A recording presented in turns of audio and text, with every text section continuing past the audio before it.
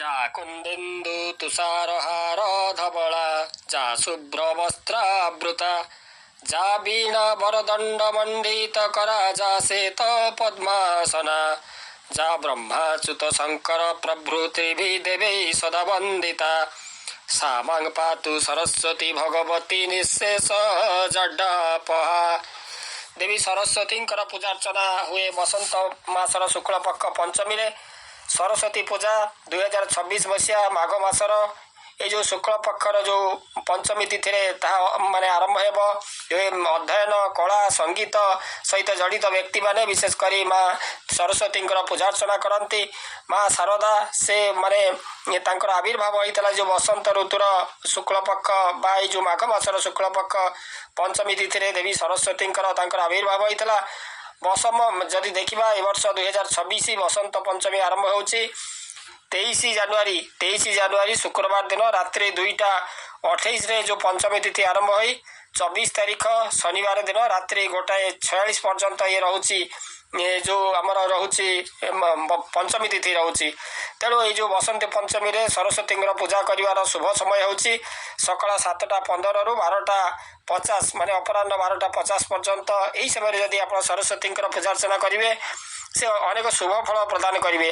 ତେଣୁ ଯେଉଁ ସରସ୍ୱତୀ ଯେଉଁମାନେ ପୂଜା କରିବେ ପ୍ରଥମେ ପ୍ରାତଃ ସ୍ନାନ କରିବାକୁ ପଡ଼ିବ। ସକାଳୁ ଉଠି ନିତ୍ୟକର୍ମ ସମାପନ ପୂର୍ବକ ସ୍ନାନ କରିବାକୁ ପଡ଼ିବ। ସ୍ନାନ ଆପଣ କରିବେ କୌଣସି ନଦୀରେ, ଯଦି ସ୍ନାନ କରୁଛନ୍ତି ଭଲ। ଗଙ୍ଗେତି ଯମୁନେ ଚୈବ ଗୋଦାବରୀ ସରସ୍ୱତୀ ନର୍ମଦେ ସିନ୍ଧୁ କାବେରୀ ଜଳେସ୍ମିନ୍ ସନ୍ନିଧଂ କୁରୁ ମନ୍ତ୍ର ଉଚ୍ଚାରଣ କରି ଆପଣ ନଦୀରେ ସ୍ନାନ କରିବେ। କିମ୍ବା ଯଦି ଆପଣଙ୍କର ସେଭଳି ସୁବିଧା ନାହିଁ, ଘରେ ଯଦି ଜଳରେ ଆପଣ ସ୍ନାନ କରୁଛନ୍ତି ସେହି ଜଳ ମଧ୍ୟରେ ଆପଣ ଗଙ୍ଗା ଜଳ କିଛି ପକାଇବେ ଏବଂ ସେଥିରେ ହର ହର ଗଙ୍ଗା, ହର ହର ଯମୁନା, ହର ହର ସରସ୍ୱତୀ କହି କିମ୍ବା ଗଙ୍ଗେତି ଯମୁନା ଚୈବ ଗୋଦାବରୀ ସରସ୍ୱତୀ ନର୍ମଦେ ସିନ୍ଧୁ କାବେରୀ ଜଳେସ୍ମିନ୍ ସନ୍ନିଧଂ କୁରୁ ଏଇ ଯେଉଁ ମନ୍ତ୍ର ଉଚ୍ଚାରଣ କରି ଆପଣ ସ୍ନାନ କରିବେ। ତାପରେ ସରସ୍ୱତୀଙ୍କର ଆପଣ ଘରେ ପୂଜା କରୁଛନ୍ତି ଫଟୋ କିମ୍ବା ମୂର୍ତ୍ତି ଆପଣ ଛିଟ କନା ଉପରେ ତାକୁ ଆସ୍ଥାନରେ ମା ସରସ୍ୱତୀଙ୍କୁ ଆପଣ ବସାନ୍ତୁ।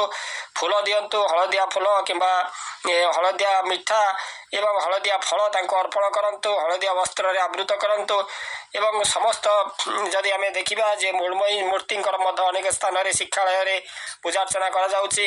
ଏବଂ ବସନ୍ତ ଋତୁର ଏଇ ଯେଉଁ ଆରମ୍ଭ, ଏଇ ଯେଉଁ ସରସ୍ୱତୀ ପୂଜା ଠାରୁ ସମସ୍ତ ଶୁଭ କାର୍ଯ୍ୟର ଆରମ୍ଭ କରାଯାଏ। ଯେଉଁମାନେ ଶିକ୍ଷା ଆରମ୍ଭ କରିବେ, ବ୍ୟବସାୟ ଆରମ୍ଭ କରିବେ, ନୂତନ ଚାକିରି ପାଇଁ ପ୍ରସ୍ତୁତି ଆରମ୍ଭ କରୁଛନ୍ତି କିମ୍ବା ଅନ୍ନପ୍ରାଶନ, ଗୃହ ପ୍ରବେଶ, ଏହିସବୁ ଶୁଭ କାର୍ଯ୍ୟ ଏ ଯେଉଁ ବସନ୍ତ ପଞ୍ଚମୀରେ ମଧ୍ୟ ଅକ୍ଳେଶରେ ତାହା କରାଯାଇପାରିବ।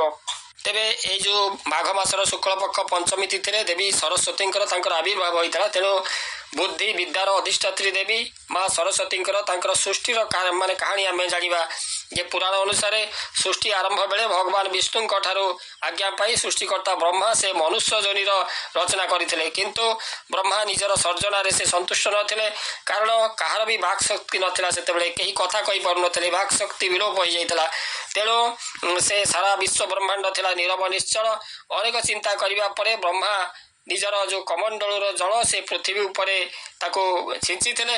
ଫଳରେ କ'ଣ ହେଲା ନା ପୃଥିବୀରେ କମ୍ପନ ହେବା ସହ ଅଦ୍ଭୁତ ଶକ୍ତି ରୂପରେ ଚତୁର୍ଭୁଜ ବିଶିଷ୍ଟ ସୁନ୍ଦର ନାରୀ ସେ ପ୍ରକଟ ହୋଇଥିଲେ ଏବଂ ତାଙ୍କର ଗୋଟିଏ ହାତରେ ଥିଲା ବୀଣା ଏବଂ ଅନ୍ୟ ହାତ ଆଶୀର୍ବାଦ ମୁଦ୍ରାରେ ରହିଥିଲା। ସେହିଭଳି ଅନ୍ୟ ଦୁଇ ହସ୍ତରେ ସେ ପୁସ୍ତକ ଏବଂ ମାଳି ଧାରଣ କରିଥିଲେ। ଦେବୀଙ୍କୁ ବ୍ରହ୍ମା ବୀଣା ବାଦନ କରିବାକୁ କହିଲେ, ତାଙ୍କୁ ବୀଣା ବାଦନ କରିବାକୁ କହିଲେ ଏବଂ ଏହାପରେ ଦେବୀ ସରସ୍ୱତୀଙ୍କର ବୀଣାର ମଧୁର ଧ୍ୱନିକୁ ସଂସାରର ସମସ୍ତ ଜୀବଜନ୍ତୁଙ୍କୁ ବାଣୀ ବା ବାକ୍ ଶକ୍ତି ପ୍ରାପ୍ତ ହୋଇଥିଲା ଏବଂ ନଦୀ ଝରଣା ସବୁ କଳକଳ ନାଦରେ ବହିବାକୁ ଲାଗିଲା। ପ୍ରକୃତିର ଏଇ ଯେଉଁ ଅପରୂପ ଶୋଭାରେ ହସି ଉଠିଲା ସାରା ସଂସାର। ତେଣୁ ବ୍ରହ୍ମା ସନ୍ତୁଷ୍ଟ ହୋଇ ଏହି ସୁନ୍ଦରୀ ନାରୀର ନାମ ଦେଇଥିଲେ ସରସ୍ୱତୀ। ତେଣୁ ପୁରାଣ ଅନୁଯାୟୀ ଭଗବାନ ବିଷ୍ଣୁ ଏଇ ଯେଉଁ ଦେବୀ ସରସ୍ୱତୀ ବା ମା ସରସ୍ୱତୀଙ୍କ ଉପରେ ଖୁସି ହୋଇ ବସନ୍ତ ପଞ୍ଚମୀ ଦିନକୁ ସରସ୍ୱତୀଙ୍କର ଜନ୍ମ ଦିବସ ଭାବରେ ପାଳନ କରିବାକୁ ବରଦାନ ଦେଇଥିଲେ। ତେଣୁ ମାନ୍ୟତା ରହିଛି ଏହି ଦିନ କାମଦେବଙ୍କର ପତ୍ନୀ ରତିଙ୍କ ସହ ପୃଥିବୀ ପୃଷ୍ଠକୁ ଆସିଥାନ୍ତି। ତେଣୁ ଯେଉଁ ପତି ପତ୍ନୀ ଏହି ଦିନ କାମଦେବ ଏବଂ ରତିଙ୍କୁ ପୂଜା କରିଥାନ୍ତି ସେମାନଙ୍କର ବୈବାହିକ ଜୀବନ ଖୁସିରେ କଟିଥାଏ। ଏହି ଦିନ ଲକ୍ଷ୍ମୀ ଏବଂ ଭଗବାନ ବିଷ୍ଣୁଙ୍କର ମଧ୍ୟ ପୂଜା କରିବାର ବିଧି ରହିଛି। ଦେବୀ ସରସ୍ୱତୀଙ୍କର ସୃଷ୍ଟି ସମ୍ପର୍କରେ ଅନ୍ୟ ଏକ କାହାଣୀ ମଧ୍ୟ ରହିଛି। ଅନନ୍ତ ସାଇ ଭଗବାନ ବିଷ୍ଣୁଙ୍କର ନାଭି କମଳରୁ ବ୍ରହ୍ମାଙ୍କର ଜାତ ହେଲା। ଯେତେବେଳେ ଭଗବାନ ବିଷ୍ଣୁ ସେ ଯୋଗ ନିଦ୍ରାରେ ଥିଲେ, ଅନନ୍ତ ସାଇ ଭଗବାନ କ୍ଷୀରସାଗରରେ ସେ ଶୟନ କରିଥିଲେ, ସେହି ସମୟରେ ତାଙ୍କରି ନାଭିରୁ ବ୍ରହ୍ମାଙ୍କର ଜାତ ହେଲା ଏବଂ ବିଷ୍ଣୁଙ୍କର ବାମ ଅଙ୍ଗରୁ ଶ୍ରୀରାଧାଙ୍କର ଆବିର୍ଭୂତ ହେଇଥିଲା। କେବଳ ରାଧା ଆମେ ଜାଣୁ ଯେ ଦ୍ୱାପର ଯୁଗରେ ରାଧାକୃଷ୍ଣ, କିନ୍ତୁ ତା ପୂର୍ବରୁ ରାଧା ଥିଲେ। ଭଗବାନ ବିଷ୍ଣୁଙ୍କ ସହିତ ମଧ୍ୟ ତାଙ୍କର ଭଗବାନ ବିଷ୍ଣୁଙ୍କର ବାମ ଅଙ୍ଗରୁ ରାଧାଙ୍କର ଆବିର୍ଭାବ ହେଲା ଏବଂ ପରମ ବ୍ରହ୍ମଙ୍କ ସହିତ ରାଧାଙ୍କର ମିଳନ ହେବାରୁ ରାଧାଙ୍କର ଗର୍ଭ ସଞ୍ଚାର ହେଲା ଏବଂ ସେହି ସମୟରେ ତାଙ୍କର ଗର୍ଭ ଅପୂର୍ଣ୍ଣାଙ୍ଗ ଥିଲା। ତେଣୁ କ'ଣ ହେଲା, ସେ ଯେଉଁ ଗର୍ଭପାତ ହେଲା। ଗର୍ଭପାତ ହେବାରୁ ଏଇ ଯେଉଁ ରାଧା ସେ ଯେଉଁ ଅପୂର୍ଣ୍ଣାଙ୍ଗ ଯେଉଁ ଭ୍ରୂଣକୁ ବା ଅପୂର୍ଣ୍ଣାଙ୍ଗ ଶିଶୁକୁ ନେଇ ସେ ମହାସମୁଦ୍ରରେ ନିକ୍ଷେପ କଲେ। ଏଥିରେ ଭଗବାନ ବିଷ୍ଣୁ କ୍ରୋଧାନ୍ୱିତ ହୋଇ ରାଧାଙ୍କୁ ଅଭିଶାପ ଦେଲେ ଯେ ତୁମର କୌଣସି ସନ୍ତାନ ହେବ ନାହିଁ, ତୁମେ ନିଃସନ୍ତାନ ହେଇଯିବ, ବନ୍ଧା ହେଇଯିବ।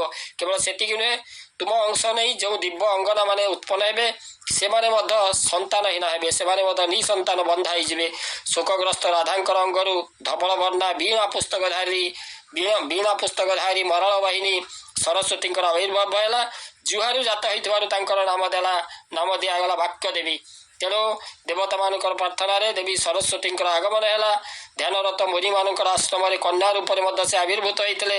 ସେହି ସମୟରେ ଶୂନ୍ୟବାଣୀ ହେଲା ଯେ ଏ ଶିଶୁ ହେଉଛନ୍ତି ଅଯୋନି ସମ୍ଭୂତା, ଏ ମୁନି ଏହାଙ୍କର ପାଦ ପଦ୍ମରେ ଚିତ୍ତ ଲଗାଅ। ଏଇ ଯେଉଁ ଋଷି ତାଙ୍କୁ ଯତ୍ନର ସହିତ ପାଳନ କଲେ ଏବଂ ଯୁବତୀ ଅବସ୍ଥାରେ ଏଇ ଯେଉଁ ଋଷିଙ୍କର ଅନୁମତି ନେଇ ଦେବୀ ସରସ୍ୱତୀ ସେ ଅରଣ୍ୟକୁ ତପସ୍ୟା କରିବା ପାଇଁ ମଧ୍ୟ ଚାଲି ଯାଇଥିଲେ।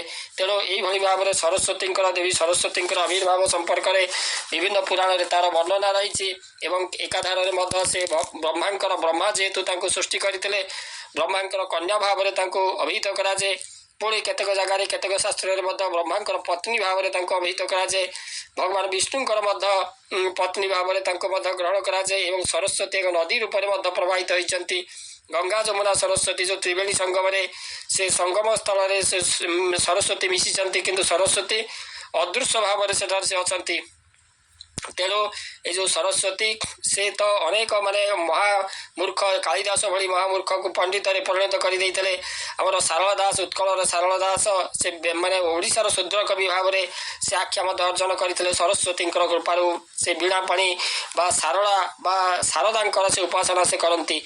ଯା କୁନ୍ଦେନ୍ଦୁ ତୁଷାରହାର ଧବଳା, ଯା ଶୁଭ୍ର ବସ୍ତ୍ରାବୃତା, ଯା ବୀଣା ବରଦଣ୍ଡ ମଣ୍ଡିତ କରା, ଯା ଶ୍ବେତ ପଦ୍ମାସନା, যা ব্রহ্মাচ্যুত শঙ্কর প্রভৃতি দেবে সদা বন্দিতা, সা মাং পাতু সরস্বতী ভগবতী নিঃশেষ জড্ডাৎপহা, শুক্লাম ব্রহ্ম বিচার সার পরমাদ্য জগৎ ব্যাপিনীং, বীণা পুস্তক ধারিণীম অভয়দাং চণ্ডন্দৎকারোপহম, হস্তে স্ফটিকমালিকাং বিদধতাং পদ্মাসনে সংস্থিতাং, বন্দে তাং পরমেশ্বরী ভগবতীং বুদ্ধিপ্রদাং শারদাং, শ্বেত পদ্মাসনা দেবী শ্বেত পুষ্পে সুশোভিতা, শ্বেতাম্বর ধরে নিত্যা শ্বেত গন্ধ লেপনা, শ্বেতাক্ষ সূত্রহস্তা চ শ্বেত চন্দন চর্চিতা, শ্বেত বীণাধরা শুভ্রা শ্বেতালঙ্কার ভূষিতা।